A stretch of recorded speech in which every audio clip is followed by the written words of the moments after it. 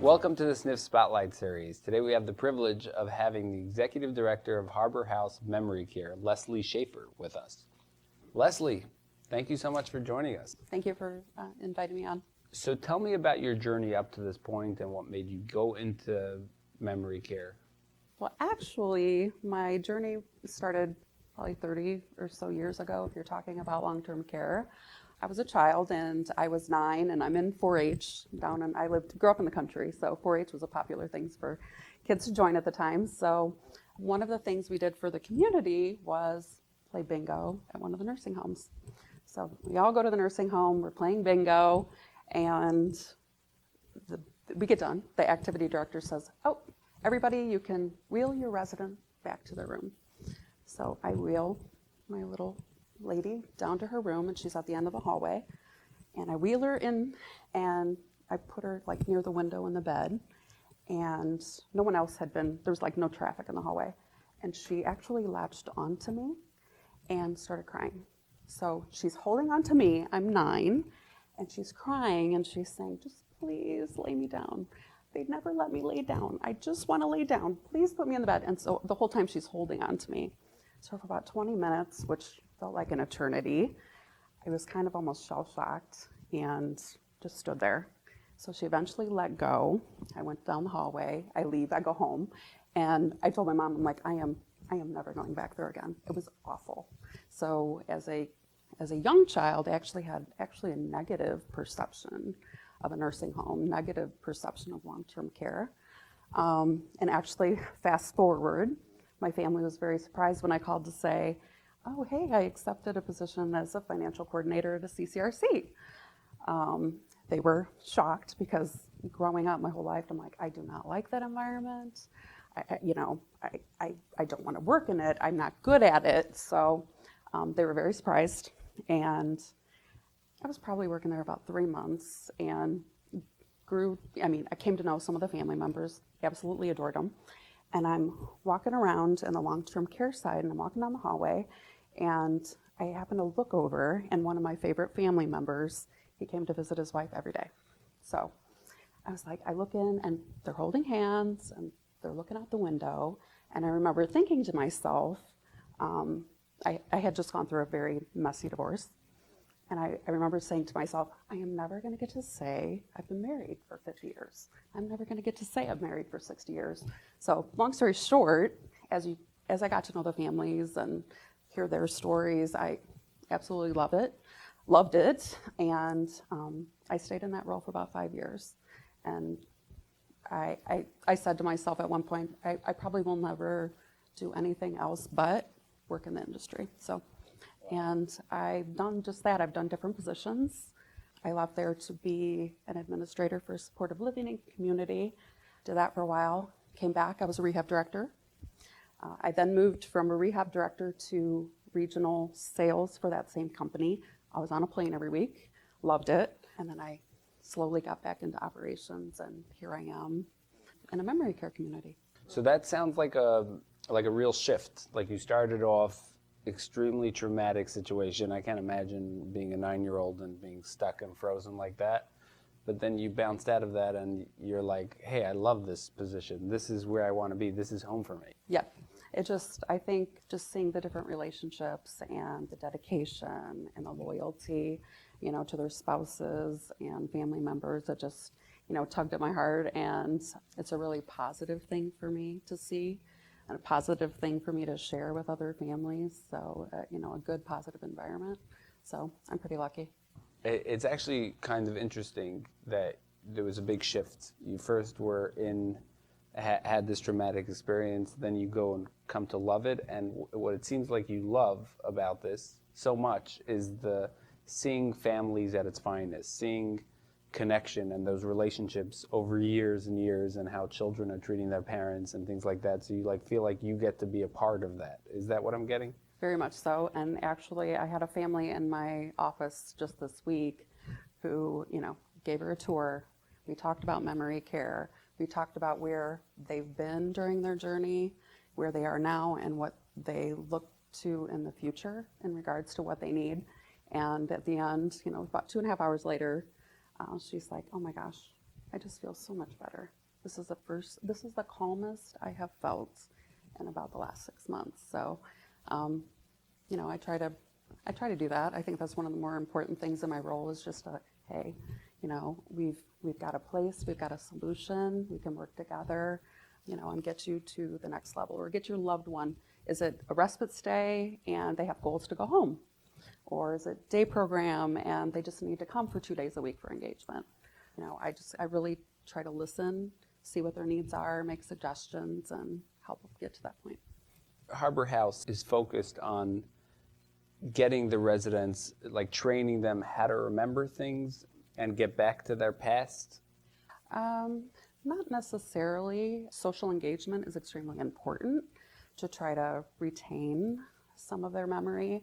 Most individuals, by the time they get to our home, they definitely have signs of dementia, and which is signs and symptoms, so it could vary depending on, and every individual is different, but we're just trying to provide a safe, secured environment, and we're small, so most people like that. We're real family-like, real home-like environment, and if it is a goal to get home, if it's a respite stay, it's great.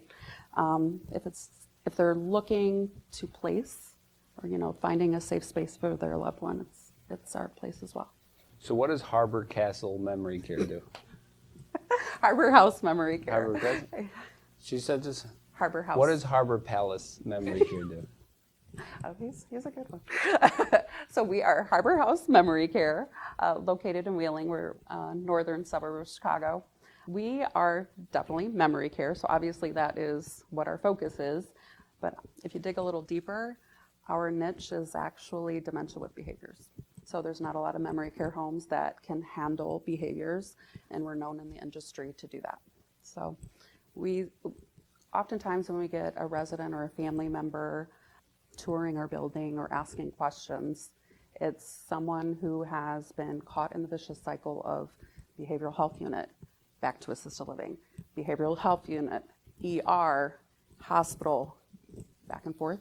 So because it's our niche, we're able to kind of stop that and be we're a safe place. We know behaviors.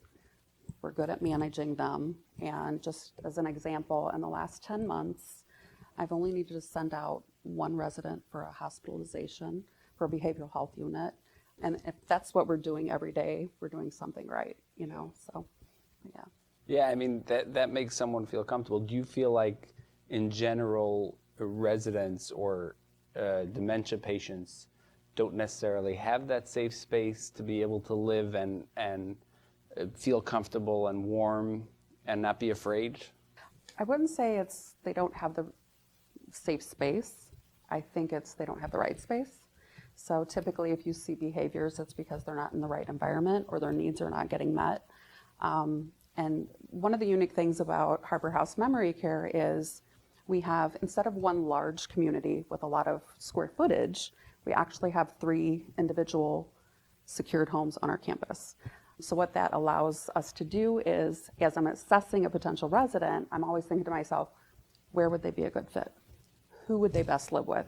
Is it house 1 where we have more independent residents, they're playing chess, they're playing dominoes, or is it house 2 where we've had residents age in place? So they may have aged in place, they may be 99, they may be on hospice, or they may require maximum care, because we do provide that. So we do special diets, puree, all those types of things. Or then we have about 20% of the population of dementia, they don't fit in that box. If we do see that resident coming into our building, maybe house 3 is a better fit. So we're able to, yes, they're safe, they're secured, but at the end of the day, I think they feel like they fit in because they're living with people that are like themselves. So I think that's the more important part. How would you say memory care differs from standard care? From skilled nursing? Yeah, I guess from like skilled nursing, from a nursing home or an assisted living. What would be the difference between Harbor House or other memory care units? So I've worked in all, supportive, assisted, skilled, and now I'm in memory care. Skilled is very much like a post-acute hospital. Now that's the vision, I think. It's less expensive. They don't stay in the hospital as long, so here they are. It's a less expensive option to go to a SNF where they see everything. Lots of different clinical, needs. They may be there for a short-term rehab stay. Assisted living is someone that is appropriate that, of course, we're going to try to maintain their independence as much as we can. The doors are constantly, I always talk about how the doors are constantly opening and shutting at a SNF, opening and shutting in an assisted living community. It's not a safe environment for someone that has memory loss. And where our community, our front door is actually locked 24/7. You have to punch a code to get in and out. So typically when a loved one or a resident gets to our building, it's more, we feel much more calmer. Our resident is safe. They're not going to elope. Our campus is secured as well, so they can actually go outside and enjoy some safe space, and get a breath of fresh air and still stay safe. Would you say they typically they start remembering their space and their new home, or is this like every day it's like a fresh day, oh, where am I? It kind of depends. Every individual is different. We have some that have, the daughter will say to me on that first day, this is not going to go well. I just know it. She's not happy, and she walks down the hall. We get her to her room, and she hasn't asked to go home since. We do have individuals who kind of always have their bags ready, and then one in particular, every day about 3:30. It's amazing for somebody who has memory loss. Routinely at about 3:30, she talks about going home, and she wants to call her family, and we meet them in their reality and say, you know what, hey, we'll give them a call in a little bit, and yeah, we'll talk about going home. She satisfies that need she has. She calmly walks away, and then it's a repeat the next day. So every person is different, so we kind of see all those different things. Yeah. Yeah. So what are some of the unique care elements that you have in place for memory care? So definitely the cohorting with the 3 houses is definitely key. It actually played a big part in COVID. We got hit at the beginning of COVID pretty hard, devastating as most, experience, but it was an advantage. We were able to separate everybody appropriately. House 1 became, hey, we're COVID free. House 2 became our COVID unit, and House 3 was a recovery. So once and I wasn't there at the time, but once I kind of figured that out, it was like, oh my gosh, how great is this? We actually can truly separate and quarantine. So it was a blessing to have all 3 buildings. Let's say there's a patient, someone who's looking to potentially send a loved one to your facility. What would an average day look for a resident at Harbor House Memory Care? So we're pretty routine. One of the things, I'm all about patient or resident choice. So if you want to sleep later, great. You want to get up early, some do. But we really do try to get them on a schedule of some sort. A structure is really important and key in a resident's day. So, breakfast, obviously, we have 3 square meals a day, breakfast and getting ready for the day, doing your ADLs. The caregivers and the CNAs are showering, getting dressed, doing their hair. We have programming, so our activity assistant kind of goes in between the houses depending on the hour. In one house, it's, hey, mornings are better. In another house, it's the afternoon. So, and some days it looks different every day because we really try to meet their needs and their wishes. We definitely have an activity calendar like most do, but at the end of the day, if residents don't express they're not happy with what we're doing or they want to do something different, we switch it up and do what they'd like. So they're brilliant, our residents are. I have someone who has worked for NASA. She's a mathematical genius. I have a he's a weather engineer, knows the weather in and out. I have accountants. It's just really selective in who comes down with dementia, but we really try to do, what do they like to do in their day? Is it crafts? Is it music? Is it singing? Is it chess? So, I think that is the most important thing we can do is just make their days enjoyable. So would you say that's the goal of a memory care unit is to entertain and enhance the lives of the elderly, of the residents that are there? Definitely. So it's always great when they say, hey, today was a good day, or they're smiling, or they're happy. So that, and I think the biggest thing we do, honestly, is provide a safe, secured environment, because their family, some of my residents were ones who were out the door in the middle of the night, going through cars on their street. The families are getting calls from the police station. I mean, it's very unsettling, it's overwhelming, it's stressful for them. So I think for them, safety, happiness and safety, I think are the two most important things that, we can do for a resident. You can't take any of your Caterpillar welding skills and hey, let's connect those brain signals. Oh, I wish. I would love to see more progress as far as dementia and Alzheimer, I would love to see more progress as far as treating, but I think the biggest thing we can do is just educate, talk about it, be a resource, so that's what we're really trying to, and because we're a standalone building, it's not like we have a large organization talking about us, but we're really trying to get involved in the community, be a part of the senior centers, share what we know, what do we see, how can we make things better, or be a safe space. So I think education is key. So what would you say some of the largest challenges are for running a memory care unit, being in touch with the community? I would say definitely the pandemic. If you're taking COVID into consideration and you have a memory care resident, they can't follow more than one step.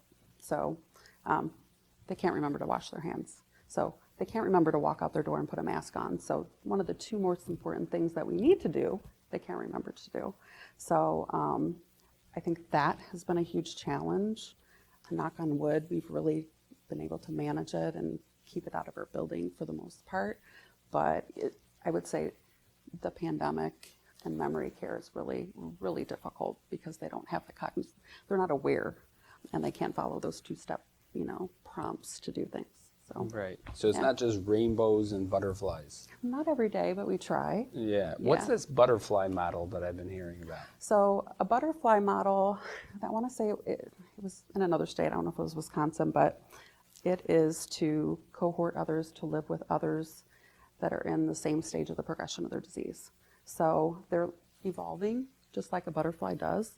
And that's where our 3 buildings are much like that model, because structurally we're the same. So room 1 in house 1 is in the same spot as house 2. So if they're transition or they have had a decline, we would move them from house 1 to house 2 so they could live with others that are like themselves. And because the houses are very similar, they may have a little bit of different decor, but the transition's easier. So as they evolve and change, we're able to do that with them. Been a big issue. Talk to me about that. So it has been an issue. March of 2021, the national turnover rate for long-term care was 129%. I will say we are extremely fortunate. Our average length of employment in our building is 5 years. We have some CNAs that have been there 12, 15 years, 15 years being our longest. So fortunately, we don't have a lot of turnover, and that plays an important part because consistency is really key. Continuity of care is key for our residents. So if you're scheduled in house 2, that's your house. Those are your residents. We have low staffing ratios. For every 5 to 8 residents, we have a CNA or caregiver, which is extremely low. So if you've ever worked in SNF, you could see 15 patients on a unit. I've worked in buildings that have been as high as 22 for one CNA, which I always think to myself, it's just not even doable. So we just have an amazing staff. They really are, and I think it's because we're small. We're one building. When I first met the team and I had a staff meeting and I said, hey, what do you love about this building and what do you not like? What they didn't like was surprisingly related to, they wanted a different menu for our residents. Of all the things they could say, they talked about the menu, so we changed that up a little bit. But what they love is, they said we were unique, which we are, and that we're family. And they work with their friends. So if you've ever been a part of an employee survey, one of the questions is, have you made a friend in the workplace? And our team can honestly say yes. So I'm extremely proud. Through the pandemic, they have weathered, some leadership changes, because I kind of came in halfway. They battled COVID. They've stuck together. They pull in. We have, in May, between May and June, with the staffing shortage, we don't have a lot of turnover. We're just ready for, we're growing. So I've had to add some positions. And our open shifts, they have stuck together and covered them. I've had 2 agency staff in the building in 10 months, which, talk to friends in the business, and that is just not the case. So I'm extremely proud of our team. Yeah. What would you attribute that success? I mean, retaining staff, keeping them happy. How do you do it? I think some of that was in place before I came. The nurses, which really do kind of lead the wellness team, they've been there 5 years. So there's been consistency from a clinical level, which is extremely important in our industry. The director of nursing positions change often. So our lead nurse, she's been there, 5 years. They look up to her. She provides guidance. So that's, just one thing. But I consider myself, as far as leading the team, especially now leading with empathy, compassion, just respect. At the end of the day, there's things in the handbook, obviously, we're supposed to follow uniform, badges, your name tag, somebody's late because their daycare's, the hours have changed during this time. At the end of the day, really, that stuff really doesn't matter. So I'm just extremely grateful. They show up, they've stuck together, they work as a team, so. Yeah, I mean, that's something to be proud of, as it's not always easy to keep everyone happy, keep everyone in uniform and working together in a nice, especially when you're coming in as like the outsider. So being able to transition that and keep up that, maintain those relationships and maintain that vibe, especially nowadays when it's so difficult to hire and find new talent and new staff. Yeah. It's so vital. Yeah, it is. I don't make a lot of changes when I'm in a building. One, I think I need to gain the trust of the team. So I just kind of observe. I'm an observer for a long time. And then slowly, obviously if there was a safety issue or something like that, that has to be addressed now. But for the most part, I just try to observe and listen and watch, ask a lot of questions, don't make a lot of changes at once. So I think gaining their trust is key whenever you're moving into a leadership role. Yeah.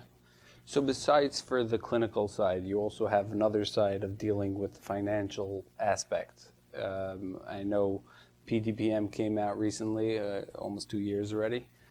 So what would you say, how has that affected the memory care space? As far as my building, it has not, because we use home health for therapy. So I was, had I been in the CCRC and SNF world, it would have been a drastic change because, used to rugs.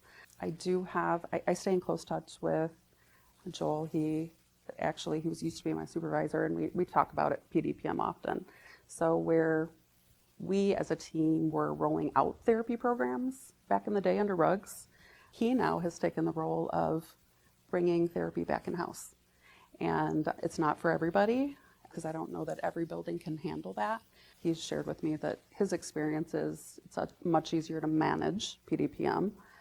And as far as, his experience is, it's been successful and it's been viable financially too. So they've been able to make a profit.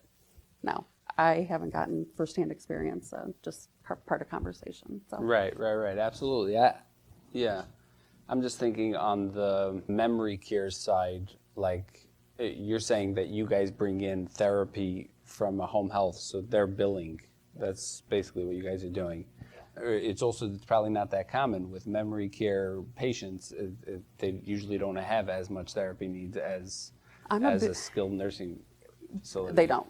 Yeah. Definitely not aggressive therapy like a SNF would be or a rehab unit would be, but it's extremely important. And because I was part of a rehab before, I was a rehab director, and I could see firsthand the benefits of having aggressive therapy. You come in and you're not walking and you walk out the doors. Definitely a success, but For our residents, we work closely with our medical director. We actually have 2 medical directors. We have a psychiatrist medical director who plays a strong role in the psychotropics and the dementia side. And then we also have a medical director. And I shared with Dr. Schwang, I'm like, hey, I'm a big fan of therapy. You know, hey, if we've had a fall, I'd love for you to do a face-to-face and order therapy. If you see their gait is off, you know, hey, let's get them on therapy. And it's exercise. Yeah. It can strengthen, provide endurance. And a big part of dementia is actually they're a huge fall risk, because there becomes a point when they forget they can't walk. They don't have the strength anymore. So I'm a big believer in therapy. So Right. in memory care and outside of it as well.